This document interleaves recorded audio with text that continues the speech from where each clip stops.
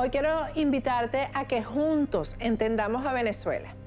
Creo que si algo puede ayudarnos, apoyarnos a entender lo que ha pasado en Venezuela, por qué llegamos a lo que llegamos, es el documental de Gustavo Tovar Arroyo, El chavismo, la peste del siglo XXI. Yo te invito a que lo veas, a que lo analices, a que lo internalices y lo compartas.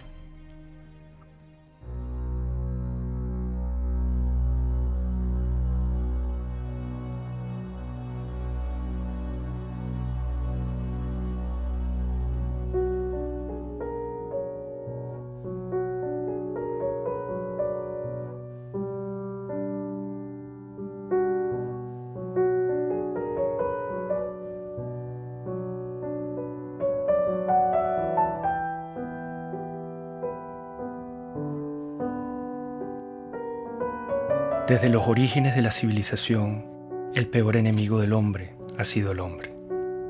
No se ha conocido epidemia o catástrofe natural que haya causado tanta ruina y muerte como la que nos hemos causado los hombres a nosotros mismos. Las guerras, las tiranías y las dictaduras son las cicatrices humanas más vergonzosas de la historia de la civilización. Venezuela, el país más rico de América Latina, vive una desconcertante transformación política y social a partir de 1992.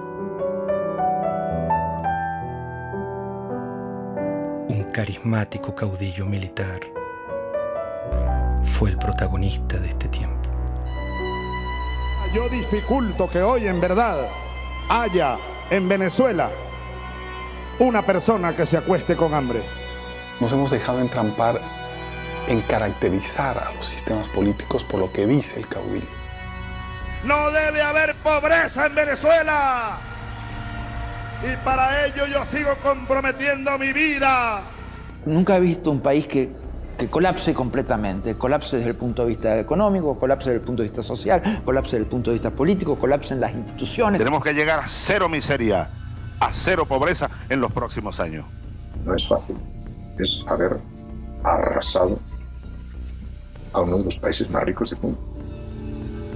Los indicadores de salud. Bueno, vean ustedes los cambios, pues esto es lo nuevo. Esto es lo nuevo. Se coloca a Venezuela en el país con más inseguridad, con más homicidios, con más inflación. Somos la primera potencia petrolera de este mundo. Tenemos la reserva de petróleo más grande. En Venezuela hay petróleo para 200 años. El chavismo yo creo que es una colección fantástica de todos los errores de política económica que se han cometido en la historia. La economía debe ser enfocada con un objetivo central: satisfacer las necesidades de la sociedad, como queramos llamarlo. Por una política que ha enconado profundamente al país, dividiéndolo de una manera prácticamente suicida. El socialismo es el único camino a la paz perdurable, a la justicia social. Por eso la revolución nuestra, hay que recordarlo, pacífica, pero armada. No se equivoquen, burgueses. Mire lo que significó el chavismo para Venezuela. Una verdadera tragedia. Un país que ha perdido su democracia. El que quiera ver una democracia pujante, sólida, madura, venga a Venezuela, venga nada más. Yo creo que él nunca ocultó lo que él quería hacer. Yo creo que Chávez llegó con un proyecto de poder, nunca con un proyecto de país. Fuimos las víctimas de una peste ideológica que nos pisoteó, que incendió la piel de nuestro pueblo, que calcinó y enmudeció a nuestra Venezuela.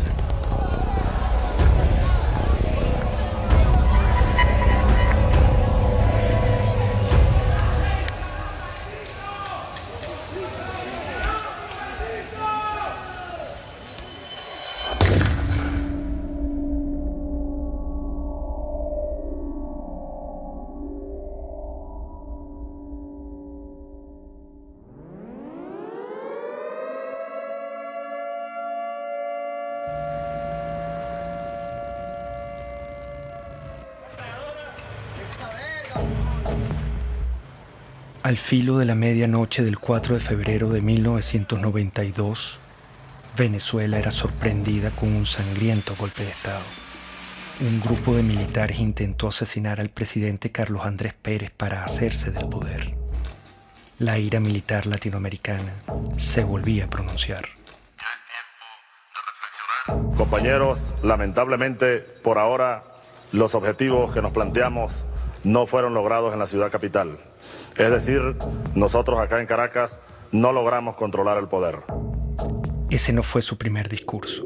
Su verdadero discurso lo había pronunciado horas antes con una refriega de balas y de tanques.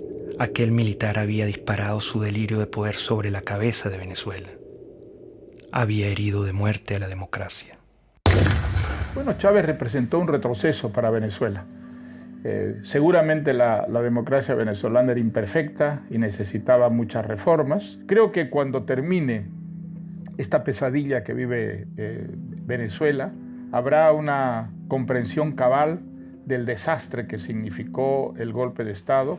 El golpe irrumpe por las ansias personales.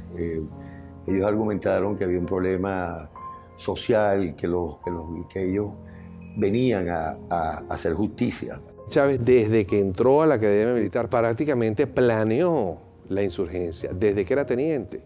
Y siendo teniente coronel, que había planificado eso durante por lo menos 15 años, usó su cátedra en la escuela militar para preparar e infiltrar. Eso fue un plan armado durante muchísimos años. Yo lo conocí a las 5 de la mañana del 4 de febrero del 92, que ingresé al Palacio de Miraflores con el presidente Carlos Andrés Pérez y vi que todavía estaban limpiando la sangre en el piso de la entrada de la oficina del oficial que Chávez mandó a matar a Carlos Andrés Pérez. Atacaron con bazucas para tratar de matar a la esposa del presidente de Venezuela, a sus hijas y a sus nietos. Si él hubiera triunfado en el golpe, hubiera fusilado a Carlos Andrés Pérez y hubiera fusilado a su familia. Para él, la muerte ajena es un instrumento de lucha política.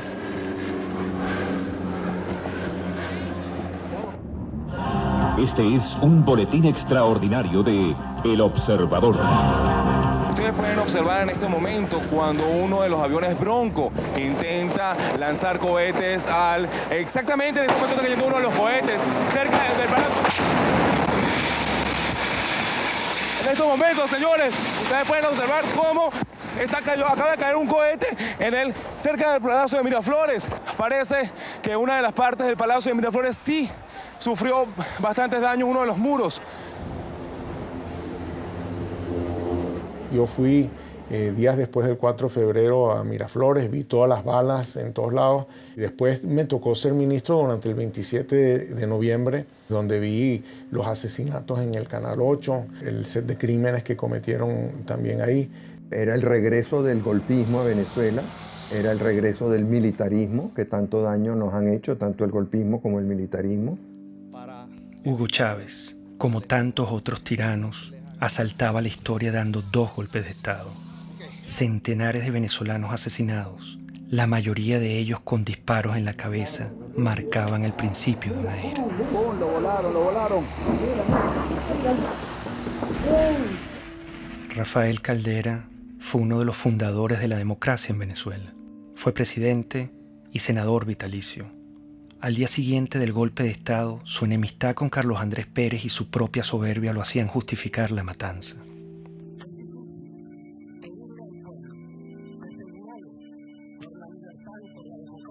Su ambición de poder le daría un rol protagónico en el ascenso de Hugo Chávez. Irresponsablemente llegó a decir: debo confesar que el 4 de febrero Chávez me causó una excelente impresión como se la causó a todo el mundo.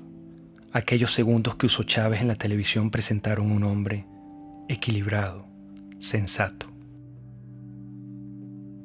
Lo cierto es que Hugo Chávez acababa de asesinar a centenares de venezolanos.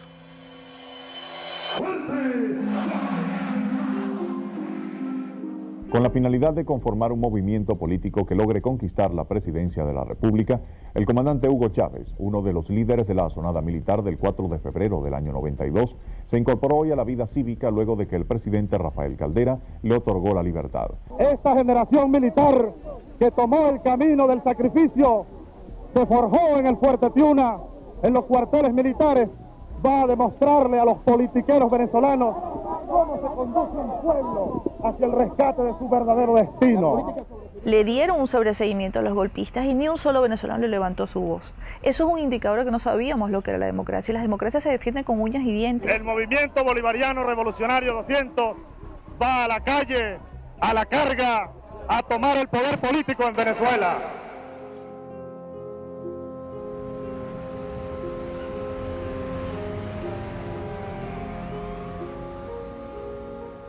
La democracia generó oportunidades, expectativas que implicaban un enorme desafío para las instituciones políticas y económicas y no se dio con la velocidad que estos millones de venezolanos que salían de la pobreza y que emergían en una vibrante clase media quería seguir ascendiendo y aspirando. Hugo Chávez entendió que había un pueblo muy desilusionado, que estaba harto de los políticos de siempre, que estaba harto de las oligarquías de siempre, que estaba harto de las élites de siempre. Puso en el centro de la conversación nacional a un grupo humano muy importante de los venezolanos que habían sido excluidos. El año que viene se ve esto horroroso y gracias a los gobernantes, que es lo que nos han llevado a este extremo. Bueno, yo creo que será más caro todo, porque imagínense cómo está la situación, todo será peor. Venezuela vivía en democracia. Una democracia imperfecta como en cualquier país, pero también con grandes avances en su infraestructura y en su cultura, incluso en el plano económico y político. El problema que sacudía a Venezuela era de otra índole. El problema era moral.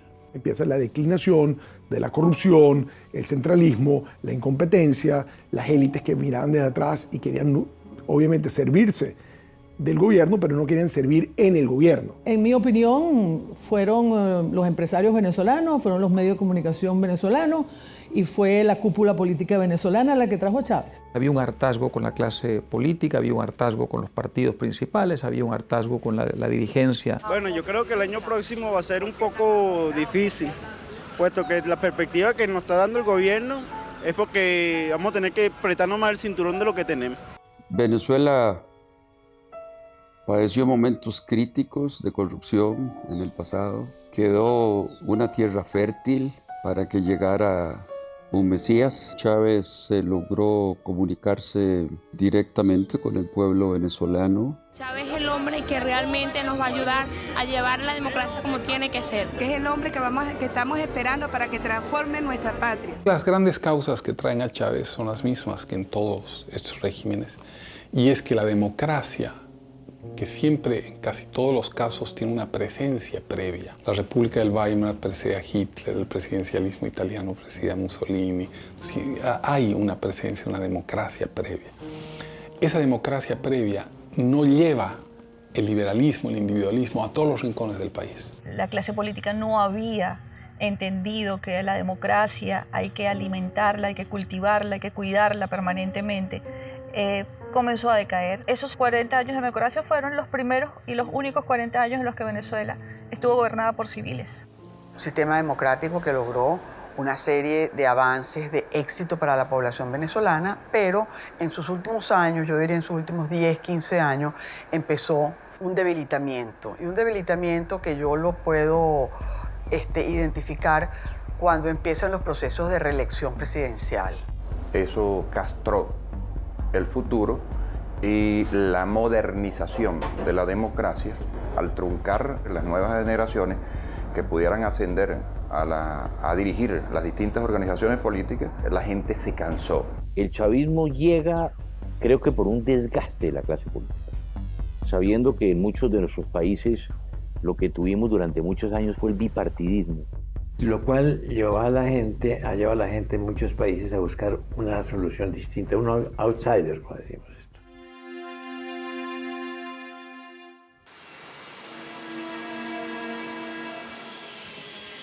Hugo Chávez apenas salía de la cárcel viajó sospechosamente a La Habana, Cuba.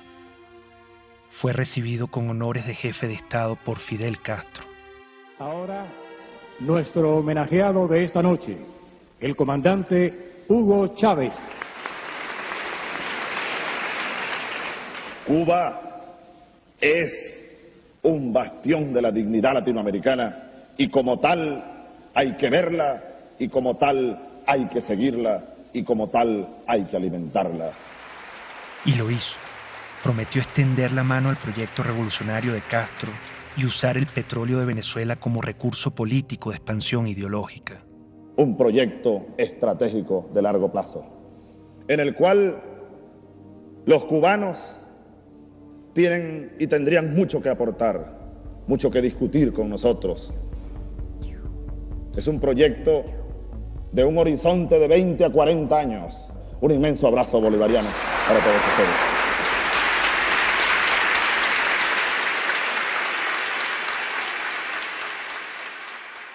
Veinte años más tarde, todo estaba claro. Ese era el Chávez que no quisimos ver ni escuchar. Hugo Chávez es una creación de Castro en un país que tiene el momento adecuado. Ya lo había intentado antes con la guerrilla, penetrar con la guerrilla, y va fracasando en muchos modelos.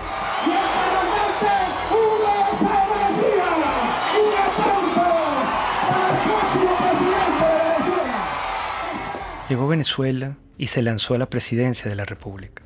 Recorría el país en su Volkswagen rojo para mostrar que venía del pueblo. Los venezolanos pronto olvidaron al militar asesino. Con su magnetismo y carisma, engañó intencionalmente al país. ¡Qué grande es el pueblo de Venezuela! Nos hemos dejado entrampar en caracterizar a los sistemas políticos por lo que dice el caudillo y no por los resultados reales.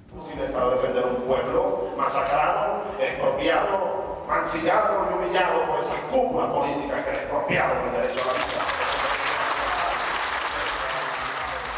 Lo que hubo es una retórica que ilusionó a mucha gente en favor de los pobres, en favor de la igualdad. El populismo de Chávez es embelezador, sabe enamorar a la ciudadanía. Cuando Chávez se vuelve candidato presidencial, bueno, entonces él dice que él es un tipo muy moderado, que él no es socialista, que él no es comunista, que él no va a cerrar ningún medio de comunicación. Yo no soy socialista, no, yo creo que ya el mundo de hoy, la América Latina que viene, requiere un salto adelante. ¿Para usted Cuba es una dictadura o no es una dictadura? Sí, es una dictadura. Lo que Chávez proponía no era una cosa militar, él proponía una cosa democrática, un modelo basado en la tercera vía de Blair.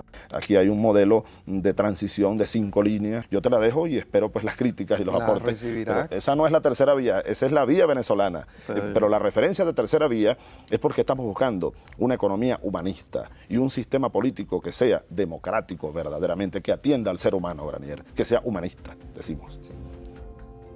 El presidente Carlos Andrés Pérez, a quien Chávez paradójicamente intentó asesinar en su golpe de Estado, advirtió la calamidad que se avecinaba. ¿Cuál es la tragedia que usted avisora si gana Chávez? Bueno, una dictadura. Y nosotros sabemos lo que es una dictadura. Aquí no hay ley, aquí no habrá derecho de expresión, aquí las cárceles se abrirán para quienes no estén de acuerdo con ese gobierno, no se le permitirá a nadie disentir, y todos los problemas que hoy vemos y que queremos acabar, los problemas de corrupción, los problemas del Poder Judicial, todos se harán más graves aún. Hugo Chávez Frías, 2.794.062 votos, 56.23%. Excelente, excelente, porque es la recuperación de los valores, es la recuperación de la dignidad también de la patria. Bueno, feliz, contento por el triunfo de nuestro comandante para que mejore nuestro país. Todo se ha consumado. Chávez. El militar traidor y asesino llegó al poder. ¿Cómo lo permitimos? ¿Estábamos tan mal como sociedad? ¿Qué nos pasó?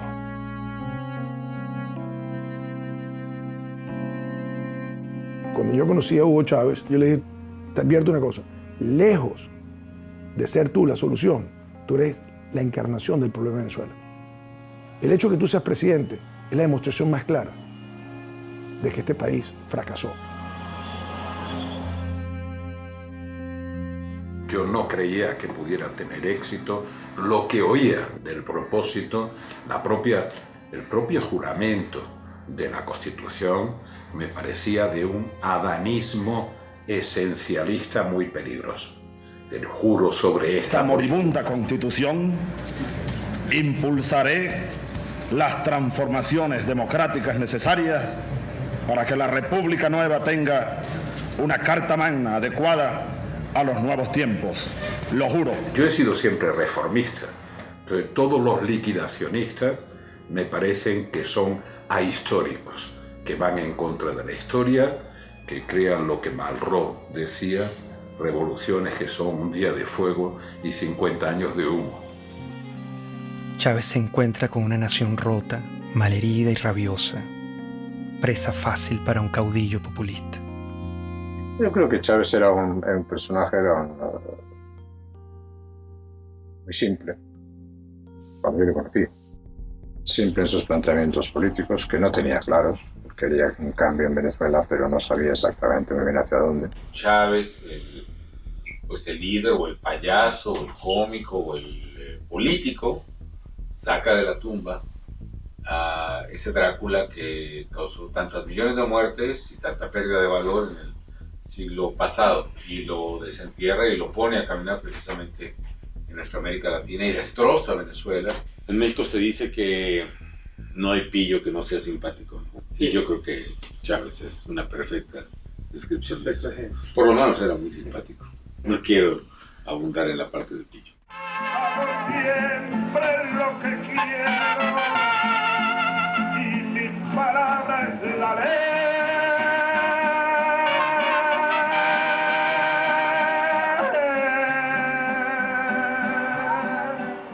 Sin duda, carismático. Muy venezolano, muy simpático. Un hombre carismático. Líder carismático. Pero sigo siendo Chávez. Es que los hombres carismáticos son muy peligrosos. Los hombres carismáticos han sido los grandes dictadores del mundo. La gente se conecta emocionalmente, no racionalmente, con ese personaje. Había en él atributos que ayudaron a hacer de él una figura populista muy lograda. Evidentemente había una capacidad oratoria o retórica, pero con un poder de seducción muy notable. Había en él también una lectura intuitiva, no creo que intelectual, pero sí intuitiva, de un amplio sector de la sociedad venezolana. Eso es muy importante en un caudillo. El idiota. Nosotros fuimos tan ingenuos, casi podría decir entre paréntesis tan idiotas, que pensamos que ya se había desaparecido ese personaje en los años 90. El idiota con toda su mitología, con todo lo que... Resulta que el idiota reapareció enterito, exactamente con todos los dogmas. Somos pobres porque los países ricos nos explotan, porque nos pagan mal nuestras materias primas y se enriquecen. Somos pobres por la oligarquía, toda esa tontería. El capitalismo siembra odio. En el capitalismo impera el odio. Fue evidente de un inicio democrático a cómo se fue separando ideológicamente, cómo se fue convirtiendo en una propuesta que no es ni siquiera de sustento ideológico, sino populismo puro, afán de poder, de controlar, de tener, de dominar, de mandar.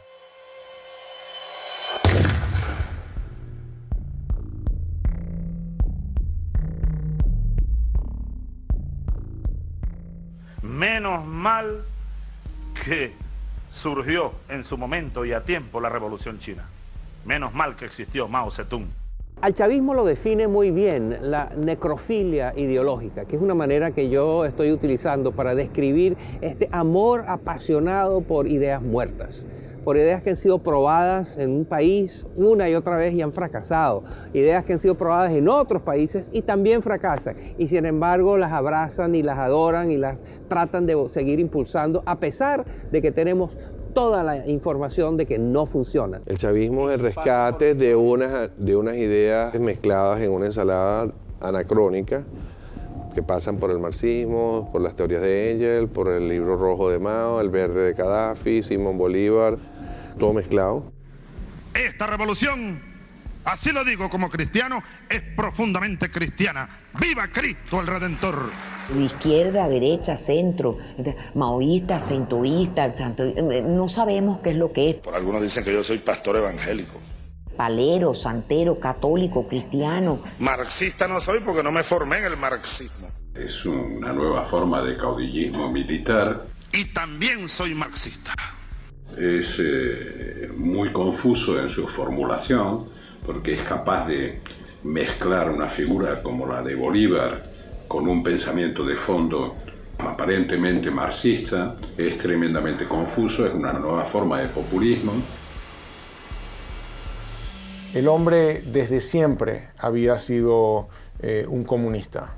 Entendía qué es lo que tenía que decir o no decir en cada momento para que, digamos, su mensaje calara en una mayoría de turnos. Venezuela tiene un gran potencial siderúrgico y debe ocupar cada día más mejores puestos a nivel mundial, a nivel americano. Cuando ya empezó a tener, digamos, la sartén agarrada por el mango, entonces se quitó todas las caretas y mostró su verdadera faz. Y si insisten, le quitamos los camiones y los convertimos en transporte de alimentos, chicos. Se lo damos a los consejos comunales. Y Mendoza que vaya a hacer no sé qué, lo que le dé la gana, a denunciarme en la OEA, en la Corte Celestial, donde le dé la gana. Se fue apartando claramente de los principios más elementales de lo que es un gobierno democrático. La legalidad fue desapareciendo poco a poco, reemplazada por el poder omnímodo, ¿no es cierto?, de la voluntad del caudillo. Sin una visión clara o conocida, Chávez estaba decidido a transformar a Venezuela a su imagen y semejanza. Comenzaría por la Constitución. El Estado está caotizado. Esa es una realidad. Para transformar el Estado necesitamos urgentemente una Asamblea Nacional Constituyente. No hay otra alternativa. Con la Constituyente del 99, Chávez empezó a mostrar su talante autoritario y personalista. El mismo militar que había dado 2 golpes asesinando a centenares de venezolanos, se empeñó ahora en aniquilar la única república civil y democrática que habíamos tenido los venezolanos. No vayan, compatriotas, ustedes a cometer el error que cometieron los que habitaron esta casa durante 40 años. Y ya no les pertenece. Eso hay que recordarlo. Esta casa, desde hoy, es la sede de la Asamblea Nacional Constituyente. Como un pésimo augurio de lo que iba a venir, el mismo día de la votación ocurrió la catástrofe natural que hoy recordamos como la tragedia de Vargas. Si la naturaleza se opone, lucharemos contra ella y la haremos que nos obedezca.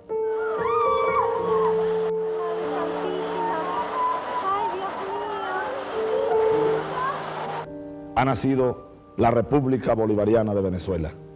Quiso Dios hoy que una tragedia enlutara a la nación venezolana precisamente en el día de su renacimiento. Qué cosas, ¿no?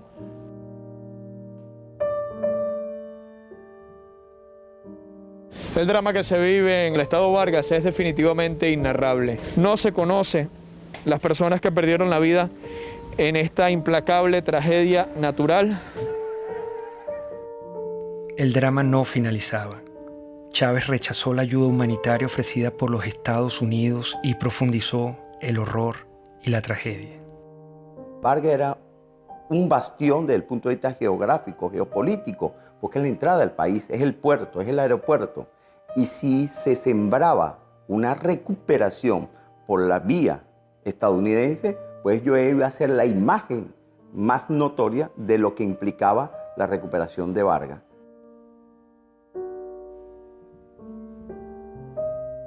Realmente Fidel Castro influyó totalmente en las decisiones que tomó Chávez con respecto al deslave. Chávez no podía concebir en ningún caso nada que contradijera lo que ya se encaminaba del proyecto con Fidel. Con la tragedia de Vargas, Chávez mostró su desprecio por el venezolano y su único interés, el poder. Renombraría a Venezuela, reescribiría la historia, cambiaría la hora y la forma del escudo nacional y le impondría una nueva estrella a la bandera. Todo era una nube ideológica. Su mentor lo guiaba. Castro es la persona determinante en la revolución de Chávez. Castro vio que Chávez le daba al castrismo y a Cuba la gran oportunidad de soñar. Es decir, lo que no logró el castrismo mandando a Che Guevara a invadir y a conquistar militarmente Venezuela, la idea histórica que siempre ha tenido el castrismo de que Venezuela debía ser un territorio dominado por el castrismo, en todo caso como fuente de suministro de petróleo, fundamentalmente y como punto de expansión para sus políticas en América, Sergio Chávez. Un líder joven, lleno de vida, al quien le quedan por delante grandes tareas que realizar, hasta la victoria siempre. Y ahí Fidel lo agarra, lo seduce y le vende la idea del socialismo y de lo que él había aprendido de los soviéticos, que era la construcción de un Estado autoritario, totalitario, basado en las premisas de la Unión Soviética. ¡Viva el comunismo! ¡Здравствует коммунизм! ¡Patria o muerte! ¡Родина или смерть! ¡Мы победим!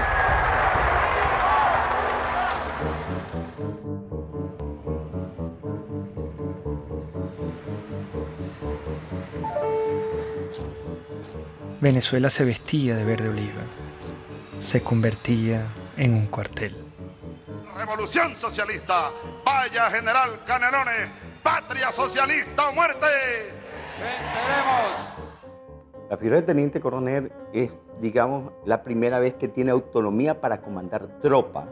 Por eso se le dice el comandante. Es netamente de una misión de tropa, de dirigir tropa, de ordenar a la tropa y de llevar a la batalla militar a la tropa. Los movimientos totalitarios de izquierda se meten en tu cuarto.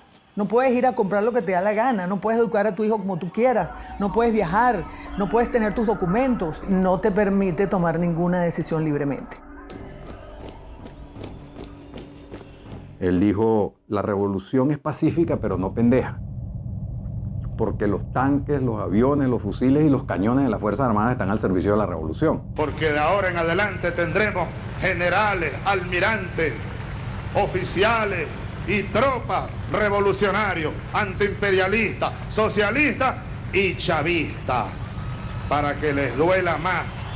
Yo era presidente de PDVSA, hablé con él sobre el tema y le dije, caramba, presidente, mire, me preocupa mucho lo que usted dijo, porque las Fuerzas Armadas no están al servicio de ninguna parcialidad política. Las Fuerzas Armadas están al servicio de la República y la revolución es una parcialidad política. Ellos no entienden que al definir la Fuerza Armada como chavista le están atribuyendo una parcialidad política a un grupo que es armado de toda la sociedad venezolana. O sea, nosotros tenemos partidos políticos en Venezuela y un partido político que está armado con el ejército. Chávez gastaría miles de millones de dólares en armamento militar. Si tomamos en cuenta que desde 1830 las armas venezolanas solo han sido usadas contra venezolanos, el peligro era inminente.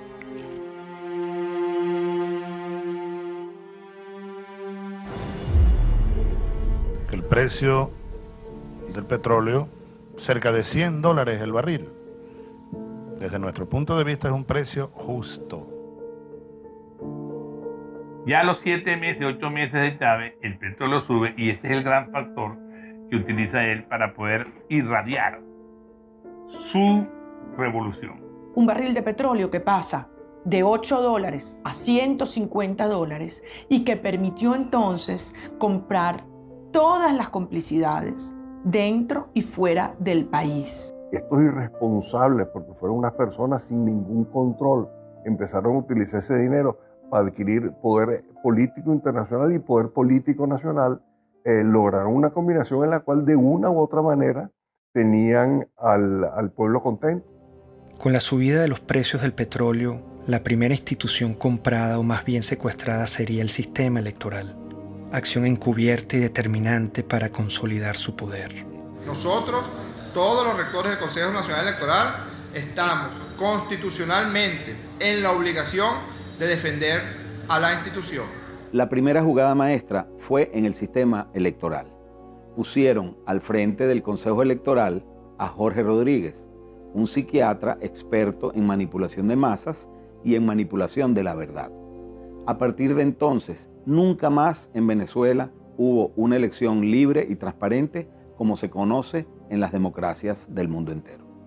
Un gobierno que llegó al poder también por las urnas, con elecciones, y luego también siguió celebrando algunas elecciones, se hizo reelegir, pero donde evidentemente existía un control y una concentración de poder muy fuerte. Chávez y el chavismo y todo el poder cubano ya desde el principio empiezan a construir el fraude. Consejo Nacional Electoral de Venezuela niega la posibilidad de realizar un reconteo de votos. La presidenta del organismo, Tibisay Lucena, anunció que escrutar las papeletas sería regresar al sistema electoral manual del pasado. Primero reclamamos que Tibisay Lucena vaya presa porque hizo fraude. El fraude fue genial. La forma como lo armaron fue genial. Y la razón por la que era imposible detectar era porque el fraude no fue hecho generalizado, sino puntual. Cada mesa tenía una forma de hacer el fraude en esa mesa. Uno no puede esperar nada de un régimen que lo controla todo y poner tus esperanzas en lo electoral.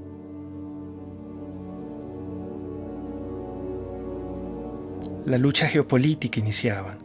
Chávez intenta adueñarse de la Compañía de Petróleos de Venezuela, PDVSA.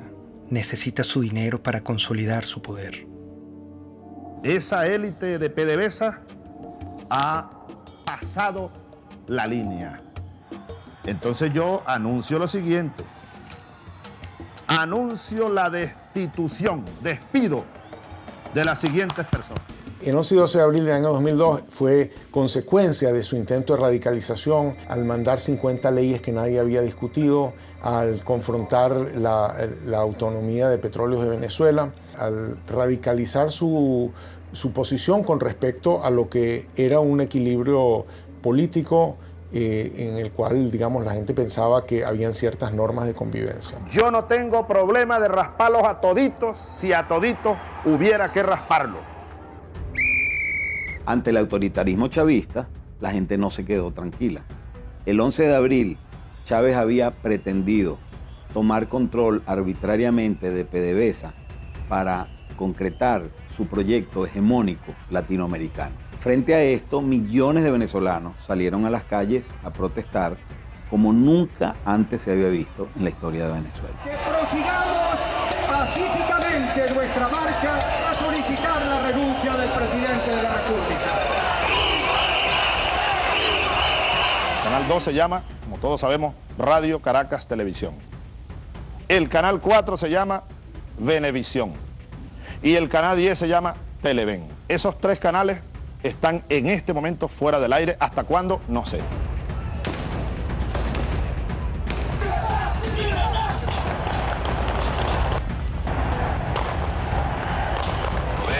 La aplicación del plan Ávila.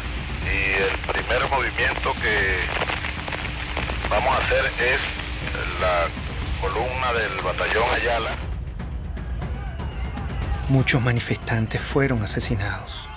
Chávez volvía a disparar a la cabeza de venezolanos inocentes como lo hizo en su golpe de Estado.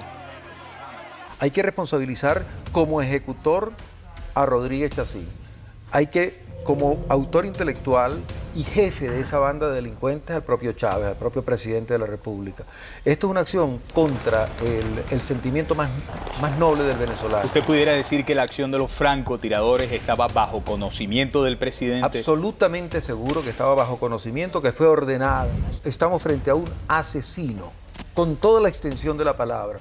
Una persona enferma, un paranoico, enfermo de poder, que cree estar poseído de una tarea histórica, destruyendo y matando venezolanos.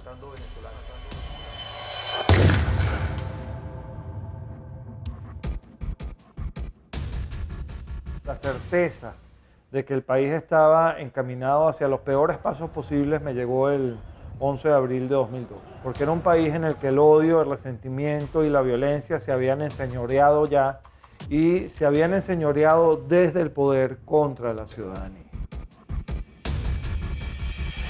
Y esto va sobre todo a los empresarios nacionales, los productores nacionales.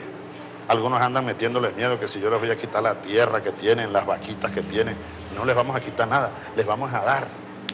En Venezuela murió el productor agropecuario Franklin Brito, quien se encontraba en huelga de hambre por defender sus tierras en el estado de Bolívar. En todo momento el Estado venezolano utilizó todo el poder del gobierno para torturar a mi papá, para mantenerlo preso en un hospital militar. Mi papá ya iba a cumplir 9 meses en un hospital militar contra su voluntad. Chávez inicia un circo de expropiaciones y asaltos a la propiedad privada. En aquella casita que está allá vivió Bolívar recién casado. Esa casita que se ve ahí con 2 balcones. Y ahí lo que están en unos negocios, exprópiese. Él expropia y no produce y además quiebra a los que están produciendo. Si tratan de parar la producción, les expropio todas las plantas de procesamiento de arroz. Se las expropio, no tengo problema. No crean que les voy a pagar con dinero contante insonante. Si Chávez sobrevolaba en helicóptero una zona agrícola y Chávez se asomaba a la ventana y decía, ¿de quién son esas tierras que están ahí? Están bien buenas esas tierras. Bueno, al día siguiente esas tierras estaban expropiadas. Entonces ahora yo les digo, yo estoy interesado en comprar y vamos a nacionalizar el Banco de Venezuela. Empieza a hacerse el estado de la banca, de seguros, de industrias, sobre todo industrias de alimentos. Las va destruyendo y deja al pueblo de Venezuela sin comida, con el cuento de que el empresario es un hereje, que no tiene virtudes. O sea, vuelve a un discurso muy antiguo, maniqueo, de buenos y malos. Que están explotando a la clase media sobre todo, porque ellos, los privados, casi no construyen viviendas para el pueblo. No, ellos siempre hacen es viviendas de alto costo para la clase media y la exprimen a la clase media, la exprimen. Cuando yo veo que Hugo Chávez Frías dice que comenzaría el proceso de expropiación, ya lo habían hecho con algunas empresas, y que había que atacar la empresa privada, y dije, ay, ¿qué es esto? Cambió el rumbo totalmente, pero el Hugo Chávez del 2000, del 98, ese no era el Hugo Chávez Frías, y ahí están todos millones de venezolanos, creímos en una esperanza. Esa esperanza se sepultó porque yo lo viví en carne propia. El daño económico que se le ha causado a la sociedad venezolana, que podría ser hoy día uno de los países más prósperos del mundo, después de haber tenido el boom de los precios del petróleo. Y sin embargo es un país que está arruinado, con un crecimiento negativo gigantesco, con desabastecimiento, con pobreza, con angustia, con desesperanza. Frente al atropello, una mujer lo encaró. Por favor. ¿Cómo puede usted hablar de que respeta al sector privado en Venezuela cuando se ha dedicado a expropiar, que es robar? Este es el momento de darle respuestas al país, a las más de 180.000 madres y mujeres que en estos 13 años han perdido a sus hijos, a sus esposos, a sus padres, y a los cuales no se les ha hecho justicia. Esto es lo que yo hablé desde el fondo de mi alma, del corazón, del estómago. Yo estaba hablando por eso, por las más de 100.000 mujeres que han perdido un ser querido y que nunca le han ni siquiera pedido perdón o dado el pésame, de las amas de casa que ya se peleaban por un litro de leche. Es lo peor que ha pasado porque antes uno no estaba así. Uno tiene que hacer cola para comprar pañales, para comprar leche, para comprar comida. Uno aguanta hambre, pero como uno le dice a un bebé que no puede comer. Todo se va en comida.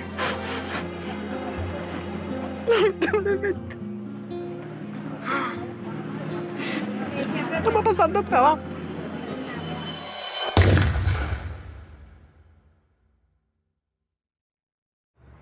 Esta gente todo lo que ha hecho es irracional.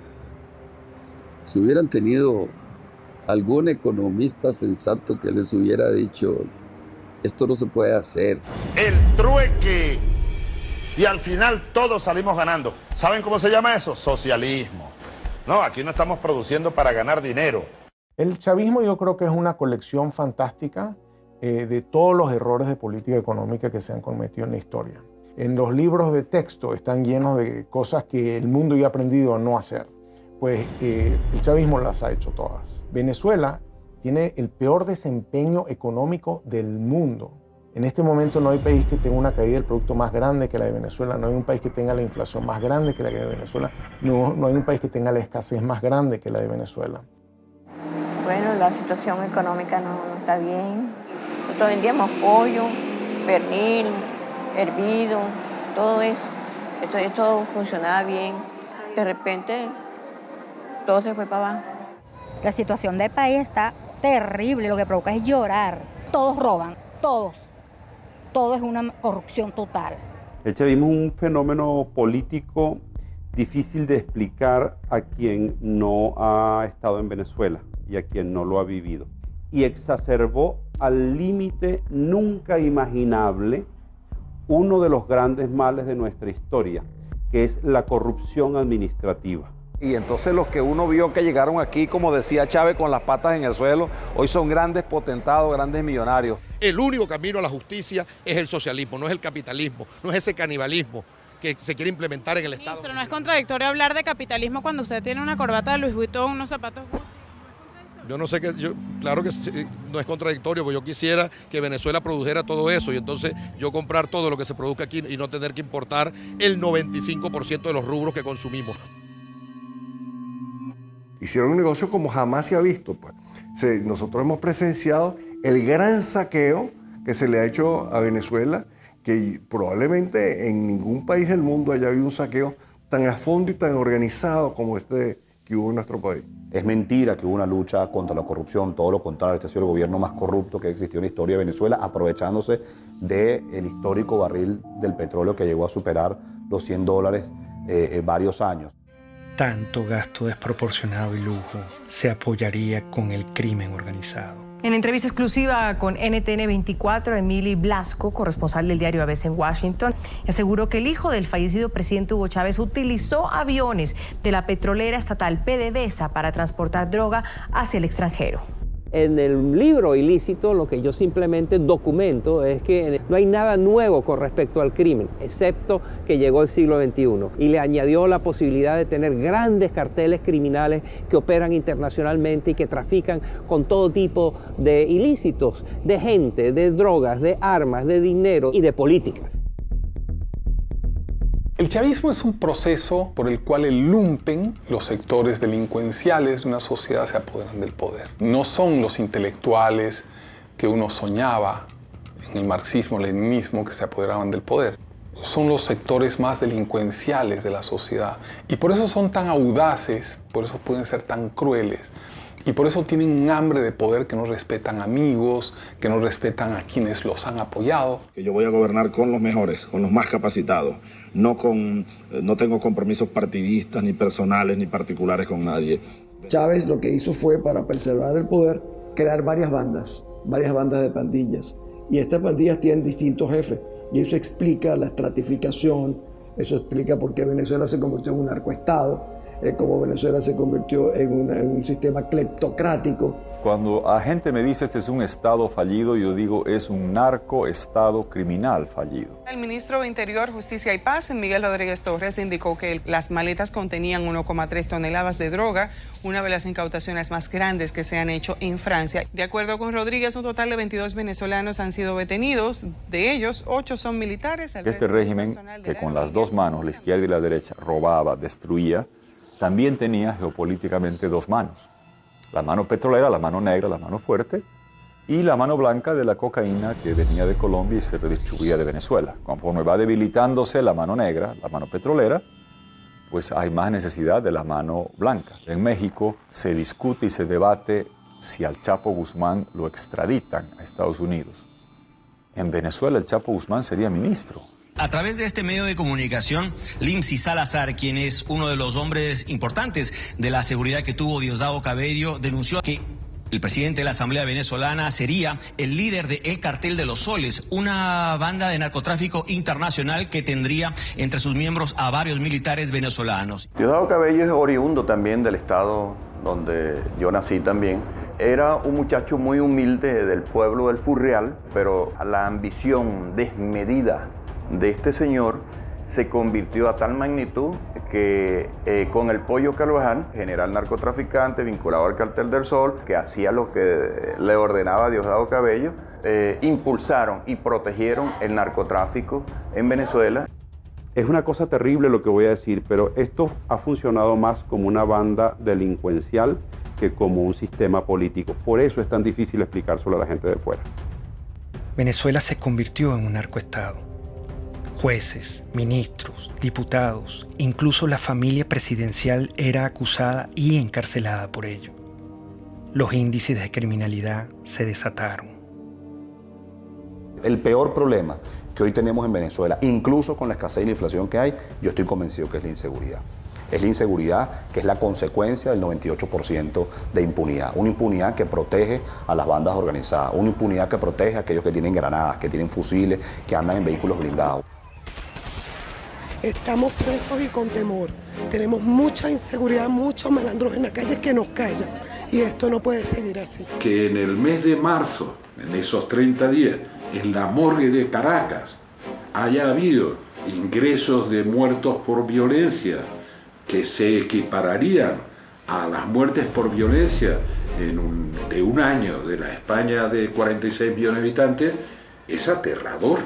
Y el ritmo sigue aumentando. El peor legado de Hugo Chávez son los cientos de miles de muertos que han hecho no solamente que familias enteras se enluten, sino que millones de personas dejen Venezuela. La gran parte de la inmigración venezolana no es una inmigración económica como la que empezamos a ver ahora. La gran parte de la inmigración venezolana es una inmigración presa del pánico de vivir en una sociedad absolutamente enfrentada y donde se mata por odio. Ante la absoluta impunidad, el pueblo tomó aterradoramente la justicia con sus manos.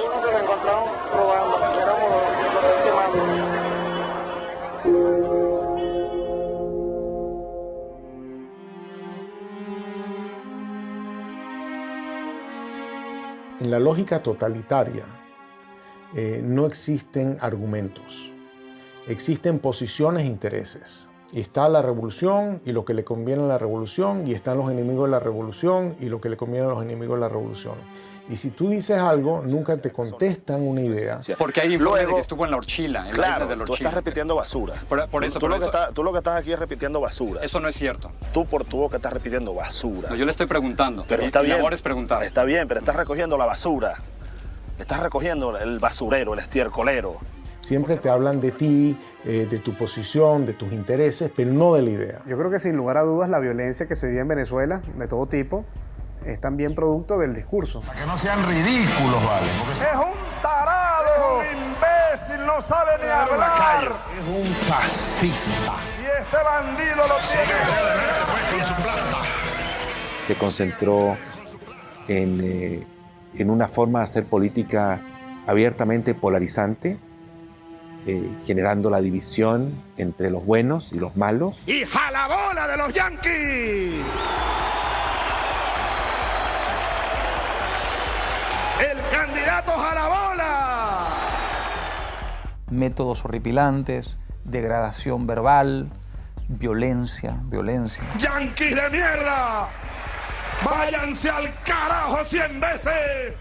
Cuando tú ves que te nombran escuálido en televisión nacional, te insultan, le insultan a las personas que piensan diferente, indudablemente está coaccionando a las Fuerzas Armadas a sentirlo como enemigo. Y el enemigo, dentro de la mentalidad militar, hay que destruirlo, hay que aniquilarlo.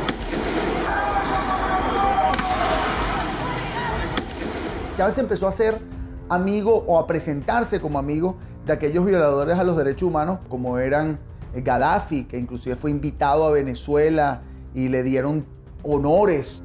El caso de Omar al-Bashir, quien por cierto al día de hoy todavía tiene una orden de captura por crímenes de lesa humanidad. Incluso Mugabe también fue, digámoslo así por lo menos lo presentó como amigo de Chávez. Entonces de alguna manera Chávez trató de incorporarse y crear su grupo, digamos, de socios violadores a los derechos humanos para hacerse ver como víctimas de lo que son los gobiernos tradicionales.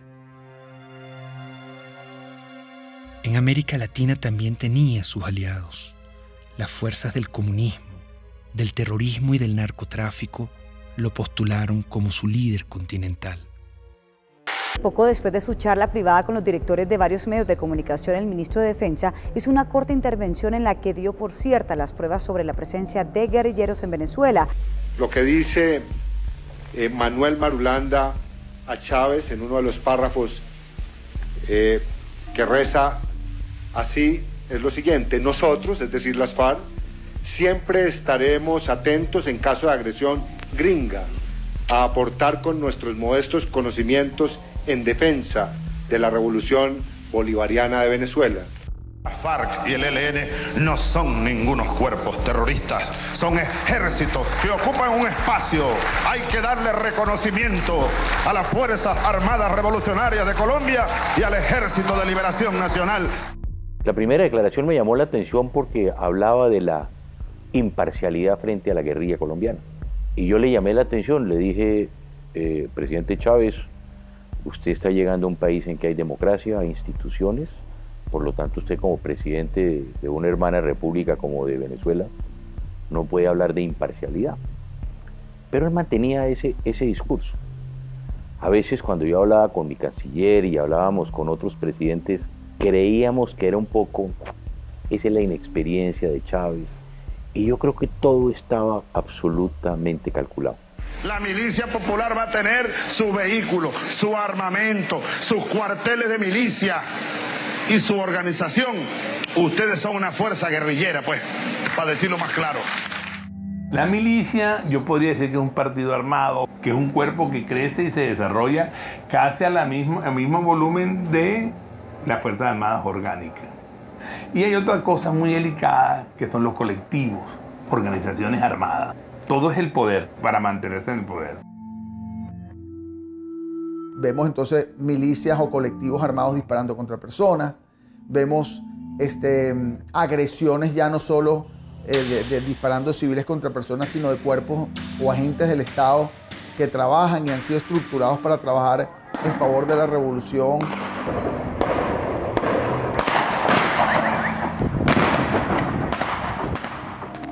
Se dispuso controlar hasta la última conciencia.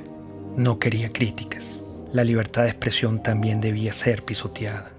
Hay un señor por ahí, de esos representantes de la oligarquía, que quería ser presidente de la oligarquía. Y que luego esos gobiernos adecocopellanos le dieron concesiones para tener un canal de televisión. Estoy viendo la televisión, una cadena más, y me llama la atención el tono en el que está hablando delante de militares. Y ahí es donde él hace el anuncio de que él va a cerrar a Radio Caracas. No habrá nueva concesión para Radio Caracas Televisión. Se acaba la concesión.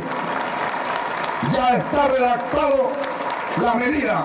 Así que vayan preparándose, apagando los equipos, pues.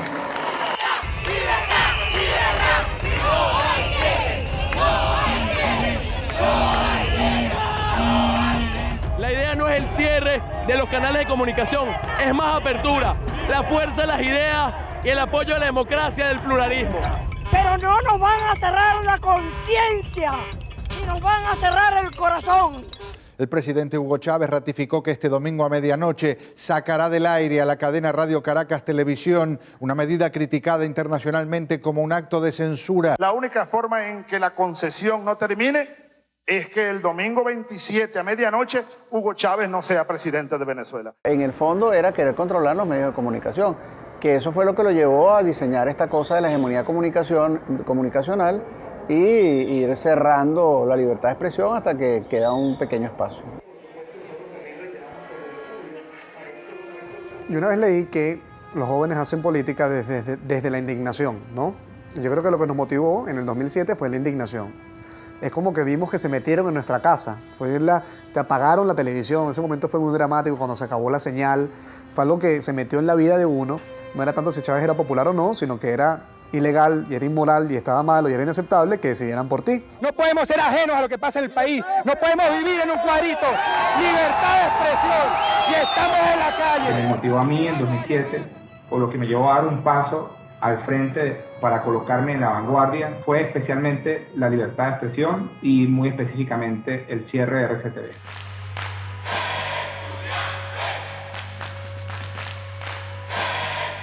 El movimiento estudiantil del año 2007 es el hecho social más importante de los últimos 50 años. Esto es un movimiento que surge en defensa de la libertad, de la dignidad, de los derechos humanos. Y lo que ellos están diciéndole al país y a Chávez, en cierta forma, es: no, señor, tú eres mi pasado, no me gusta este presente y voy a pelear por un mejor futuro. Soñamos con un país donde podamos ser tomados en cuenta sin tener que estar uniformados. Eso fue un punto de quiebre, porque los estudiantes salimos de las aulas para la calle.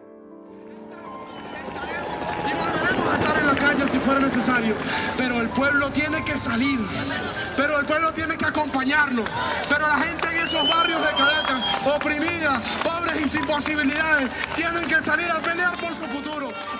Somos unos jóvenes que apenas con 21, 22, 20 años de edad salimos con nuestras manos blancas de manera creativa, irreverente, con mucho espíritu desafiante en las calles, pero siempre de manera no violenta.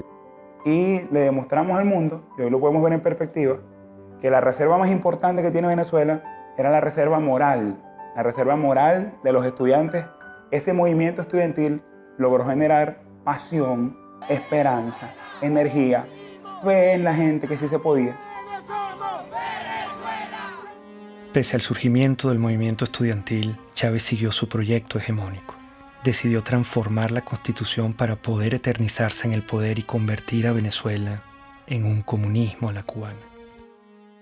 Hugo Chávez en el año 2007 lanzó una reforma constitucional que no planteaba sino la destrucción del Estado liberal venezolano. Aceptamos el reto electoral, organizar a millones de venezolanos, defender esos votos y ganar. La única forma que ese día, que la noche del 2 de diciembre, no estuviéramos dispuestos a respetar, a hacer respetar la voluntad popular, era que nos matara. Por eso el gobierno se echó para atrás y no se robó la elección del 2007. La opción del no, 4.504.354 con un 50.70%.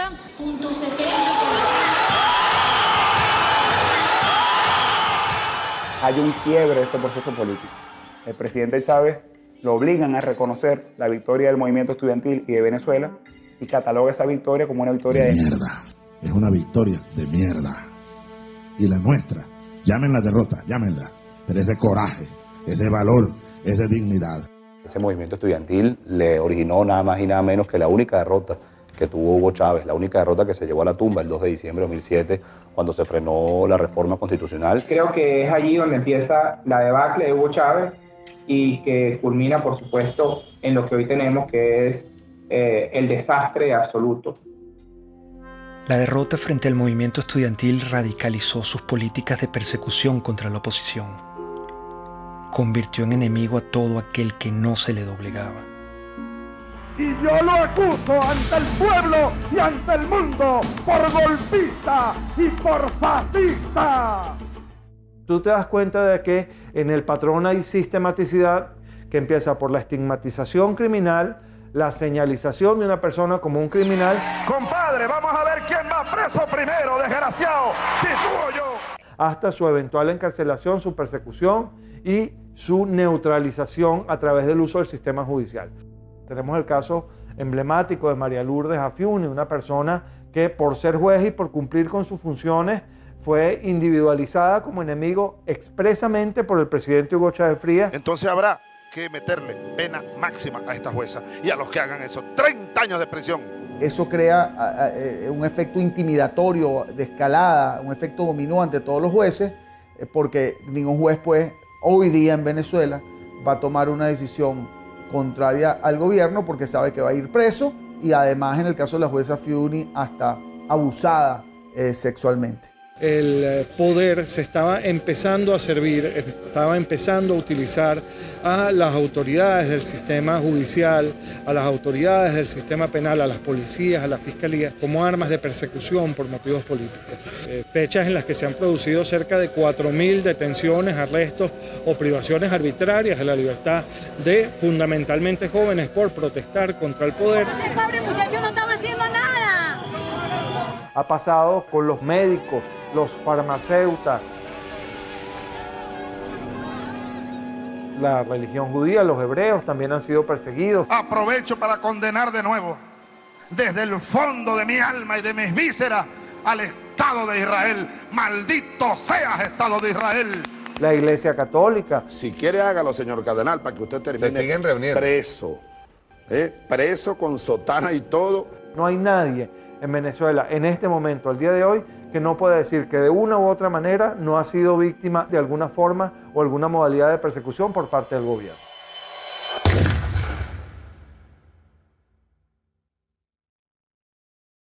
Yo los acuso de contrarrevolucionarios y hay que barrerlos del mapa político venezolano.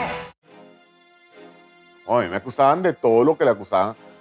Pueden acusar a una persona contra el gobierno: conspiración, asociación para delinquir, terrorismo, financiamiento al terrorismo. Tú estás allí simple y llanamente porque piensas diferente. Simple porque te conviertes en una amenaza. Y al convertirte en una amenaza eres su enemigo. Y al convertirse en su enemigo te tienen que aniquilar, bien sea moralmente o hasta físicamente. Esta lucha, hermanas y hermanos, es por todo el pueblo de Venezuela, que hoy está sufriendo cola, está sufriendo escasez. Los jóvenes no tienen empleo, no tienen futuro por un modelo equivocado. Leopoldo es un servidor público que ama lo que hace, que es servir a la gente.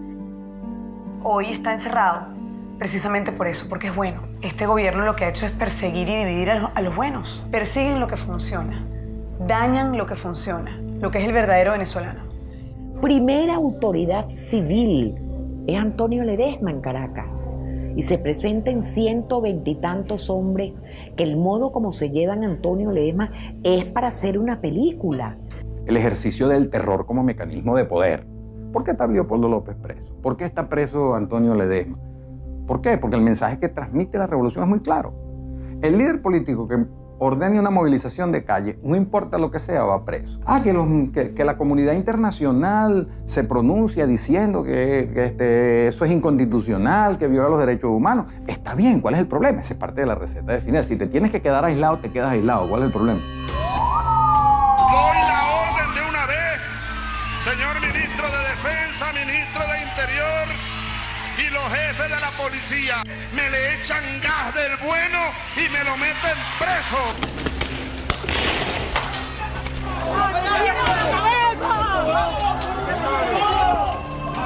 Chamo, están matando a gente, loco. ¡Lo mataron, lo mataron! Los francotiradores apuntan a cabezas. El sonido que producen una cabeza escuálida es mucho menor, es como un chasquido, porque la bóveda craneana es hueca. Vacío de contenido. Exacto, entonces pasa rápido. Nosotros vimos organismos de seguridad del Estado dispuestos a matar a nuestros hijos con balas en la cabeza, dispuestos a dispararle en las piernas para que no huyeran. David Vallenilla tenía 22 años y un efectivo militar lo vio solo y desarmado. Le disparó a quemarropa. David cae al suelo y recibe una segunda descarga. Como puede, se levanta y da unos pasos, los últimos de su vida. Su cuerpo fue despedido con las letras del himno nacional, cantado por sus compañeros cuando era trasladado a la morgue.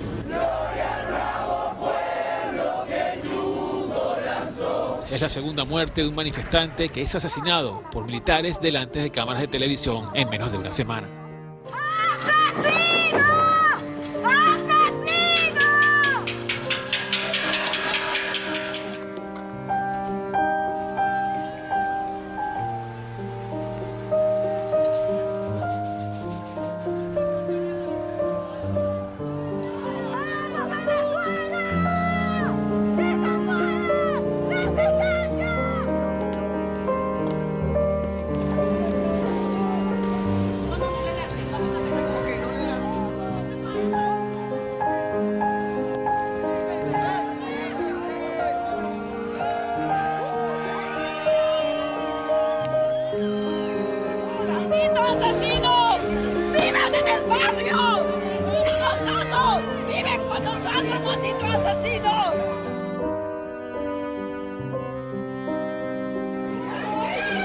de batalla. Así lució la sede del Palacio Federal Legislativo tras el asalto de grupos... En la conmemoración de nuestra independencia, intentaron asesinarnos.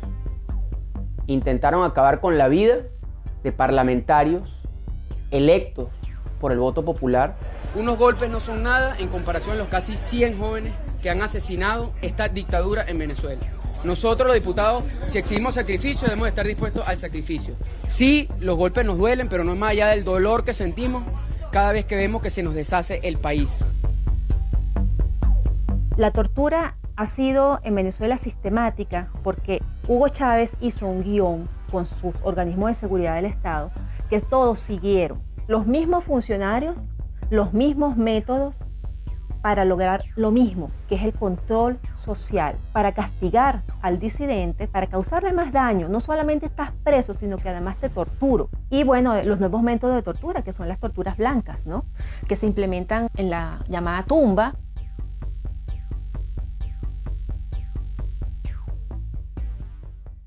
Sí, fui torturado. Sí, fui torturado en un lugar que te roba tu identidad. En un lugar donde tú sientes que estás muerto en vida. Donde el frío te hiela hasta los huesos. Donde tú ves una pared blanca 24 horas al día. Donde la luz está encendida y no te permite dormir correctamente. Donde el silencio impera. Donde te sientes sin esperanza. Donde la comida te llega fría, que tienes que comer con las manos. Donde tus gritos nadie lo escucha. Donde tu dolor nadie lo siente. Es estar enterrado vivo, Gustavo. Independientemente de los precios del petróleo, el gobierno garantiza al pueblo venezolano todos los recursos necesarios para lo que resta del año y continuar impulsando el desarrollo integral, el desarrollo económico. Terminado ese superciclo de precios, se acabó el socialismo del siglo XXI. Es decir, esa ilusión de que la gente puede vivir de unos buenos burócratas y que esos buenos burócratas, repartiendo eficazmente los panes entre la sociedad, nos iban a hacer felices a todos. Pónganme el precio del petróleo, pónganmelo a cero y Venezuela no entra en crisis. Pónganmelo a cero. El precio de los commodities vino abajo y el petróleo caro y el gas caro dejó de ser el gran padrino de las dictaduras de izquierda de América Latina. La crueldad daba para más. Privaban de alimento y medicina a la población para someterla y controlarla. El chavismo es como para ellos. Si fuera para uno, todos tuviéramos comida. Yo le apuesto que esa gente toda tiene comida en su casa, porque estamos pasando hambre. Hay demasiada escasez de comida. Para mantenerse en el poder, el elemento táctico es la pobreza como instrumento de dominación política. O sea, mientras tú te mantengas en un estado de pobreza, te domino. Yo te convierto en una persona sin recursos, pero con esperanza. Todos los días nos engañan. El pollo de nosotros. ¿Cuándo compramos? El martes tenemos hambre. El pueblo tiene hambre. El primer problema para los más desfavorecidos es saber si, estando desde las 5 de la mañana en una cola, van a encontrar algo. Por tanto, es alimentación básica, medicamentos inmediatamente necesarios para la enfermedad de cualquier familiar. Es fuerte, pues es fuerte. Sobre todo eso lo de la comida. A veces me toca salir por ahí, en casa, y un plato de comida para mi hijo. A veces, muchas veces, mío, se te cuesta sin comer. A veces para medianoche, mamá mía, no tengo nada que darle. Que es una política, sin la menor duda, dirigida a reducir a una parte de la población a una situación de crisis humanitaria extraordinaria, que es el tema de la falta de alimentos, medicinas, equipos, etcétera, que podemos analizar. Largas colas y humillación marcaban al pueblo para que pudiera acceder a migajas de comida. Estamos cansados, chamo, de hacer cola, estamos cansados de esta mariquera todos los días. los viejos, los jóvenes, mira los bebés en pijama, ¿qué es esa vaina? En Venezuela se han importado alimentos para alimentar a 3 países del tamaño de nuestro país.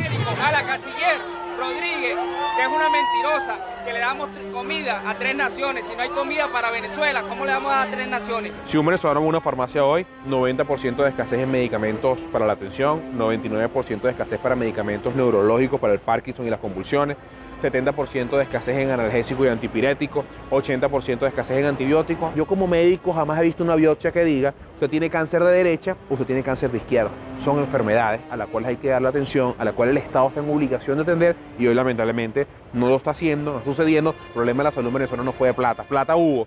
Se robaron todos los dólares y la gente se muere porque no hay medicinas y se muere porque no hay comida. ¿Dónde está eso? Se lo robaron.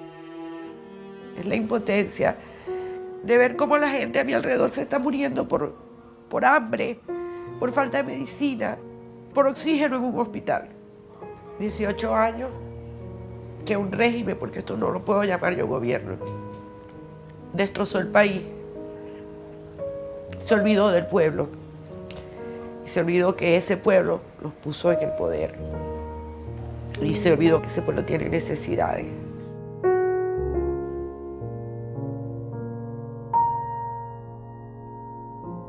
Cínicamente culparon a los colombianos de la escasez que ellos mismos habían causado. No cesa el número de colombianos deportados por parte de las autoridades venezolanas. Ya son 283 que han llegado aquí a la frontera colombo-venezolana en la Guajira colombiana. Es inimaginable lo que sucedió, es que estábamos viendo el Holocausto. Cuando marcaban las casas, que era una casa que estaba revisada, o la R o la D, la R revisada y de R y D revisada y demolerla, eso no se había vivido en América Latina. Y ver esos rasgos hoy en día, la persecución en esa semana, ver a los colombianos saliendo de Venezuela, era tanto igual o peor que ver a los de Siria o ver a los de Grecia en sus barcas o traspasando fronteras en Europa para buscar migrar hacia otros países. Cosas que nunca habían sucedido. Había un niño enfermo y el papá rogándole que lo dejara llevar al hospital y no lo dejaban y todo por ser colombianos. Yo no creo que eso sea justo, que nos hayan sacado de allá así como unos perros, porque así fue como nos sacaron. No importa que andemos desnudos, no importa que no tengamos ni para comer, aquí se trata de salvar la revolución. Las reformas que introdujo el comandante Chávez retrocedieron a Venezuela gradualmente hacia una dictadura en la que la libertad sufrió un terrible menoscabo. Con el chavismo, la libertad quedó despedazada. Todos los derechos humanos sin excepción fueron irrespetados y violados. El comandante ordenaba. Para retirarnos de inmediato de la tristemente célebre Comisión Interamericana de Derechos Humanos. Ya basta. ¿Hasta cuándo nosotros vamos a estar con esa espada de Damocles? A lot of dictatorships are very similar, and basically what you need in a dictatorship is to keep the very small number of people happy. That means that you're keeping a lot of people unhappy. Milosevic was very committed to destroy educated urban middle class in Serbia because he felt the real threat to his regime comes from these people. I was living in a country which was prosperous once. I ended up seeing people standing in the lines for bread, seeing parents desperate but because they can't keep the medicine or, the food for their own kids. You see the stores in Venezuela now, they remind me painfully of my childhood. I have an impression of the government that doesn't really care about the people. It's super happy being in their little corrupted circle. And they don't even look at the street. They live in some kind of the parallel world. El chavismo intentó plagar con su ideología al mundo. Una bacteria ideológica se inoculó en Latinoamérica y poco a poco fue creciendo hasta que se desarrolló en una peste. Es la peste del siglo XXI. Es una enfermedad muy peligrosa porque es una enfermedad que ha cundido, yo te diría, hasta los huesos a un grupo importante de la población que no va a desaparecer. Conquistando una relación, yo diría, en muchos casos parasitaria, de gobiernos, algunos caribeños, otros de Sudamérica y Centroamérica. En muchos casos en España de Podemos. Podemos es una amenaza real para la democracia. Estamos hablando de personas chavistas comunistas que quieren acabar con el sistema democrático. Ser demócrata es expropiar, aunque os duela. ¿Qué es lo que haría un gobernante decente? Expropiar. A los bancos que están acabando viviendas les expropiaría y las pondría en alquiler social. Recordemos que la influencia económica de Venezuela, por ejemplo, cómo logró comprar conciencias, comprar voluntades, comprar adhesiones usando los petrodólares. Algo de eso hubo en Chile, pero afortunadamente no logró penetrar a la sociedad chilena. La sociedad chilena tiene muy claro que Venezuela es una tragedia. El que es chavista, no es que es like, o la mitad sí, la mitad no. Si eres chavista, chico, eres chavista, ¿vale? Si estás con Chávez, estás con Chávez. Si no estás contra Chávez. El chavismo se ve a sí mismo como la consagración de la salvación de Venezuela, como la segunda independencia. El chavismo se percibe así. El tiempo llegó y es para siempre. Chávez ya no soy yo. Chávez es un pueblo. Chávez somos millones. Tú también eres Chávez, mujer venezolana. Tú también eres Chávez, joven venezolano. Tú también eres Chávez, niño venezolano. Tú también eres Chávez, soldado venezolano. El caudillo es igual al partido, es igual al país, es igual a la historia, es igual al futuro. Entonces, él constituye las instituciones, la historia, la moral. Y en ese proceso de concentrar todo, es un tipo que no da ningún beneficio al país. La pregunta es cómo es posible que un país tan rico como Venezuela haya caído en la situación que ha caído como consecuencia del chavismo. Pero también la pregunta podría ser muchas otras. ¿Cómo es posible que la Alemania, que era la gran nación avanzada en la literatura, en las ciencias, en la cultura, en la música, cayera en manos de una banda criminal que llevó al mundo a una guerra terrible y fue autora de un genocidio, los nazis, espantoso?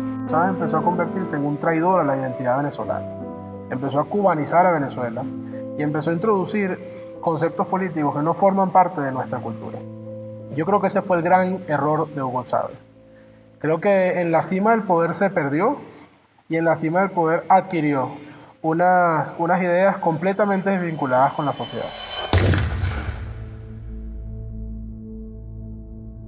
Comenzó, por tanto, y de inmediato, otra serie de estudios especiales que confirmaron la existencia de un tumor abscesado con presencia de células cancerígenas. Hugo Chávez pidió al pueblo venezolano respaldar al actual vicepresidente Nicolás Maduro en caso de una ausencia total que lleve a la nación a convocar unas nuevas elecciones presidenciales. El mandatario aseguró que Maduro es el hombre que puede continuar con el llamado socialismo del siglo XXI.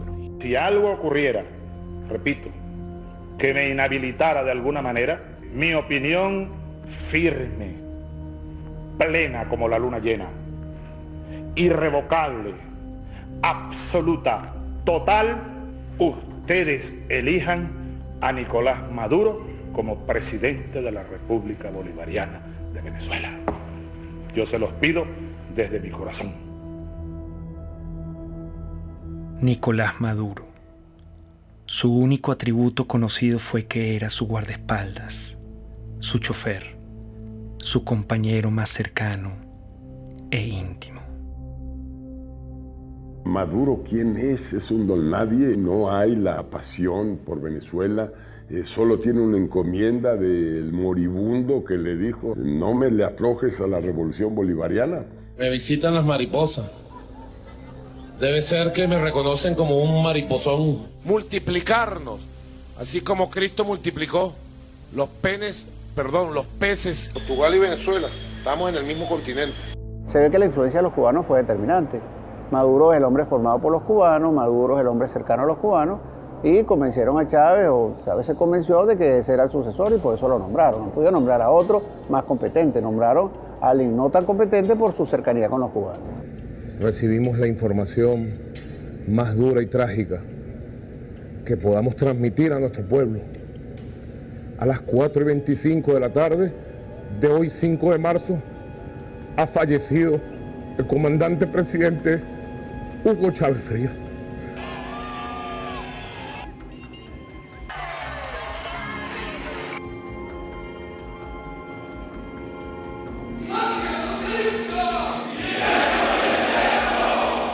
Vaya en paz.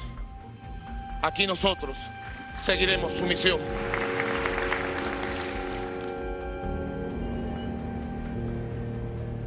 ¿Qué legado dejó? Lo que dejó fue el país destrozado. Eso fue lo único que dejó él. Corrupción, hambre, violencia, división entre familias. Ese es el legado de ese señor. Esta es una de las 7 plagas que cayó en Venezuela. Lo peor que ha existido en este mundo. Lo peor, esa es la desgracia más grande que tiene Venezuela. Haber llegado a ese hombre, estamos peor porque hay más muertos todos los días, más delincuencia, más escasez. O sea, estamos peor que un país en guerra. Nunca he visto un país que colapse completamente, que se desmembre la familia venezolana. 2 millones de venezolanos se han ido del país en los últimos 3 años, 4.000 a 5.000 cruzan por día la frontera de Colombia en solución de continuidad permanente. Entonces, esa es la situación que vive hoy el país, no tiene nada que ver con la situación que vivía cuando Chávez asume el poder.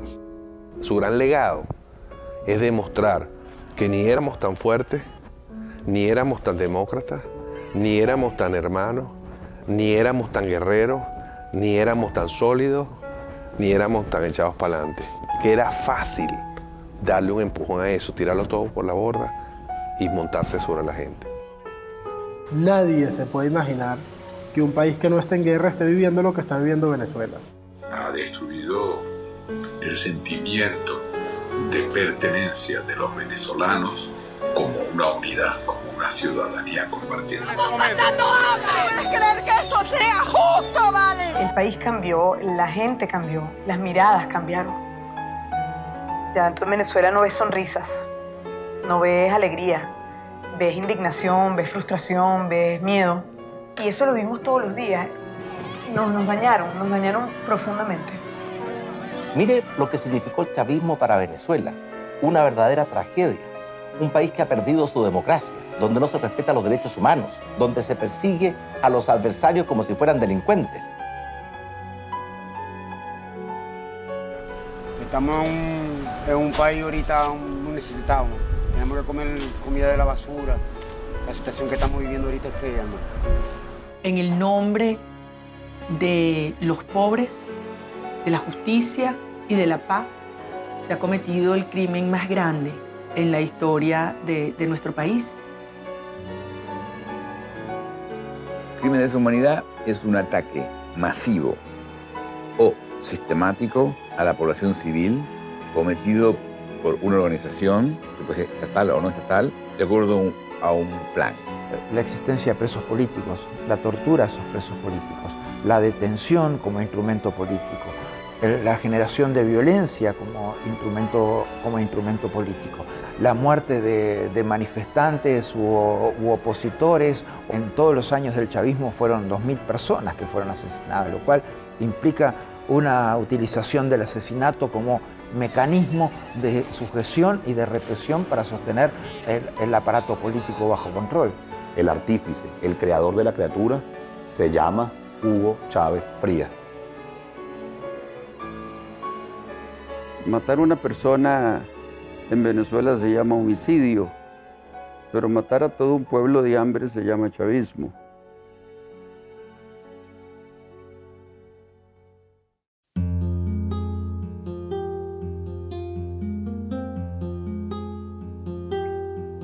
La única forma de inmunidad que existe contra la peste chavista es la conciencia. Mientras nuestro aliento sea capaz de empañar una lámina de vidrio, tendremos fuerzas suficientes para luchar por la libertad.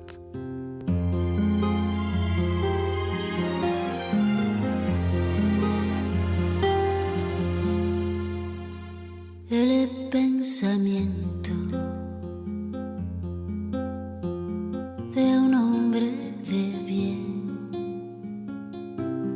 podrán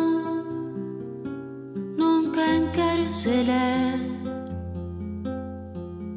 Es luz, es luz, es luz en la oscuridad.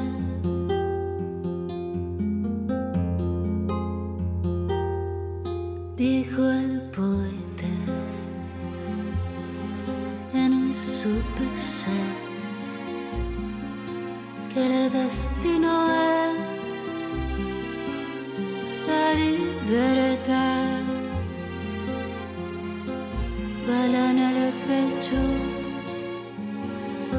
balas por detrás, bala en la frente,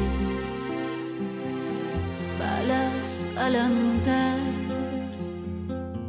pero nuestro destino es la libertad, la libertad.